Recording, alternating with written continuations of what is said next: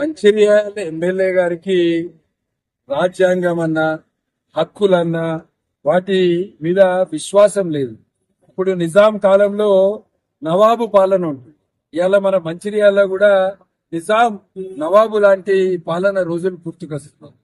Mancherial municipal corporation సర్వసభ్య సమావేశంలో ఏదైతే అజెండాను పెట్టడం జరిగిందో ఆ అజెండాకు సంబంధించి భారతీయ జనతా పార్టీ కార్పొరేటర్లైన ముఖేష్ గౌడ్ గారు, నాగరాజు గారు, అదేవిధంగా పోట్ల అనిత గారు దాంట్లో కొన్ని అభ్యంతరాలు తెలిపి ఇంకా కొన్ని ఐటమ్స్ ని అజెండాలో చేర్చాలని వీళ్ళు అడిగినందుకు వీళ్ళను ఆ రోజు అక్కడ ఉన్న కార్పొరేషన్ సమావేశం నుంచి వీళ్ళని బయటకు పంపించి వీళ్ళకు నోటీస్ ఇచ్చి ఇంకా ఉల్టా వీళ్ళ మీదనే కేసులు పెట్టడం జరిగింది.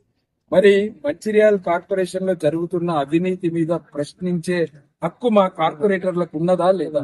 వీళ్ళందరూ కూడా ప్రజాస్వామ్యబద్ధంగా ఒక 3 నెలల కిందనే ఎన్నికలలో గెలిచి ఇవాళ మంచిర్యాల కార్పొరేషన్ ప్రజలు భారతీయ జనతా పార్టీ కార్పొరేటర్లు ప్రతిపక్ష పార్టీగా పాత్రను పోషించి ప్రజా సమస్యల మీద తలమై వినిపిస్తారని మంచిర్యాల కార్పొరేషన్ ప్రజలు పంపితే అక్కడ మాట్లాడనీయకుండా బయటికి వచ్చి శాంతియుతంగా నిరసన తెలుపుతుంటే 3 కార్పొరేటర్లు అదేవిధంగా కొంతమంది బీజేపీ నాయకుల మీద కేసులు పెట్టడం జరిగింది.